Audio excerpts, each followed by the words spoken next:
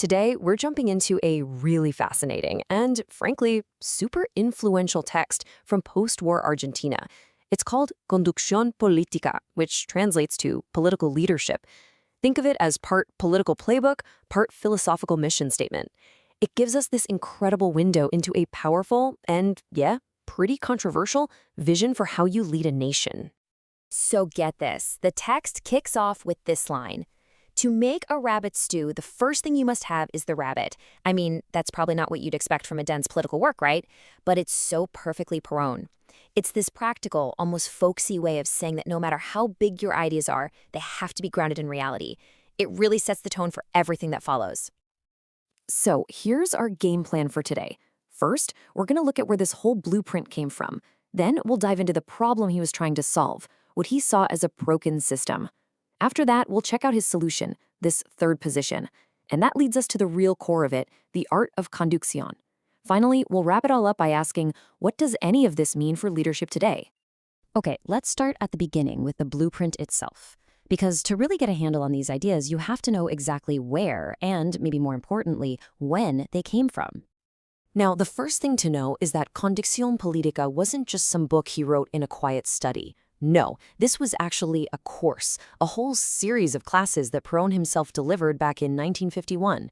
The whole point was to systematically teach and train a new generation of leaders in his political way of thinking. And this timeline is absolutely crucial. I mean, look at the dates. 1945, World War II ends, and the world is immediately carved up between the superpowers. Just a year later, Perón becomes president of Argentina. So by 1951, he's right in the thick of the Cold War, actively trying to find a path for his country that wasn't just picking a side between the US and the Soviets. It's in this super tense global moment that he decides to lay out his third way. So what was the big problem that this whole philosophy was trying to solve? Well, according to the text, the existing models, capitalism on one side, communism on the other, were both fundamentally broken. Let's dig into why. At the very heart of this critique is this idea you see here. The argument is that liberal democracy, with all its focus on the individual, actually shatters society. It turns people into these little isolated atoms who feel totally disconnected from public life. The goal, the alternative, is what you see on the right, an organic community, where people feel connected to each other through their social groups, their unions, their neighborhoods, and so on. And this quote, wow, it really lays out the psychological damage he's talking about. The idea is that in the liberal state, you stop being a person with a meaningful role and you just become a number, a statistic. And that, the text argues, leads to this profound sense of worthlessness and alienation. But the problem wasn't just at home. As this slide shows, the text also points a finger outward. It argues that imperialist powers were basically exporting their own political models to other countries. And these imported systems, it claims, weren't designed to help those nations, but to serve the interests of the powerful, a kind of modern-day colonialism. Now, you might be hearing all this and thinking, hey, this sounds like populism. And you're right. The text tackles that word head-on. It basically argues that populism is often just a lazy, negative label that critics slap on any political movement that doesn't fit neatly into their pre-approved boxes of liberal or Marxist. And to really hammer this point home, the text points out how absurdly broad the label is. I mean, can one single word really describe political movements in places as different as Latin America and Switzerland, or France and Holland? The text answer is a big no. It argues the term is used so widely, it's basically become meaningless. Okay, so if the diagnosis is a broken system full of isolated people and foreign ideas, what's the cure? Well, the text proposes something it calls the third position. And the solution is built on these three banners. They're the absolute cornerstones of the whole project. First, political sovereignty. A nation has to be its own boss. Second, economic independence. Your economy has to work for your own people, not outsiders. And third, social justice for everyone. Simple as that. So how do you get there? The key is this central idea of the comunidad organizada, the organized community. The goal is to move away from a society of disconnected individuals. Instead, power flows up from the people through their natural groups, their unions, their businesses, their local clubs, all working together for the common good. And this is why it was such a big deal on the world stage.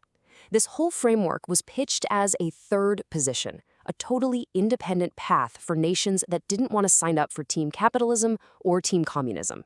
In a world that was splitting into two, this was a radical declaration of independence. Okay, that's a huge vision, right? But how in the world do you actually pull it off? Well, the answer is right there in the title of the text itself. It's all about the art of conducción. And here's the thing you have to understand. Conducción is not a science with a set of rules. The text is very clear. It's an art. It's about leadership that's based on persuasion and personal connection, not just barking orders.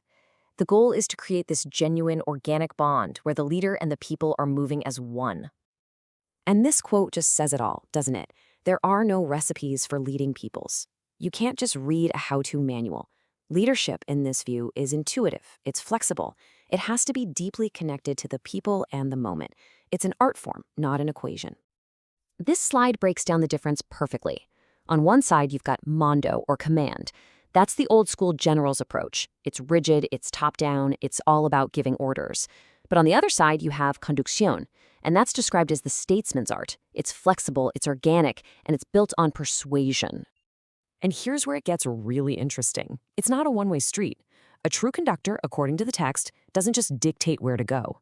They have to constantly feel the pulse of the people. Sometimes, the leader is actually led by the masses. It's this almost symbiotic, two-way relationship. All right, let's pull all these different threads together. We've looked at these ideas that are now over 70 years old, so what can they tell us about what true leadership really is today? So let's do a quick recap. The diagnosis: liberal democracy creates lonely individuals. The solution: an independent third position fighting for three banners. The structure to make it happen: the organized community. And the method: the subtle art of conduction, leadership that persuades instead of commands. And that really brings us to the final question to think about. I mean, these ideas came from a very specific time and place, but the tension at their core feels more relevant than ever. In a world where so many people feel disconnected, what really makes a leader effective? Is it the top-down certainty of rigid command, or is it the messy, unpredictable, but powerful force of an organic connection with the people you're leading?